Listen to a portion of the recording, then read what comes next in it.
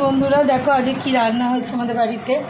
প্রথমে দেখো দুটো সেদ্ধ হয়েছে, উচ্ছে সেদ্ধ আর ঢেঁড়স সেদ্ধ। সেদ্ধ রোজই হয় কিছু না কিছু।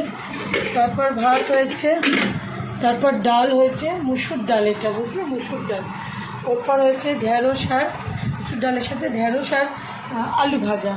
তারপর হচ্ছে সোয়াবিনের তরকারি। এটার বাবা দুপুরবেলা খেলো না বলে তুলে রাখলাম, এটা দুপুরে আমাদের। আর এটা হচ্ছে ডিম। আর আমাদের দুজনের স্বামী স্ত্রী হয়েছে 2 পিস মাছ, 1 পিস ওর বাবা খেয়ে গেছে আর 1 পিস রান্নার ঘরে আছে, আমি পরে খাবো যদি তোমাদের দেখিয়ে দেবো। তো এই হয়েছে যে দুপুরবেলা আমাদের রান্না বান্না। তো চলো এবার শুরু করে দেবো খাবার দাবার দিতে। এই সেদ্ধ আমাদের জন্য, আমার আর ওর বাবার জন্য, বাচ্চারা বারে বারেও আসবে। তো কেমন লাগলো একটু জানাবে।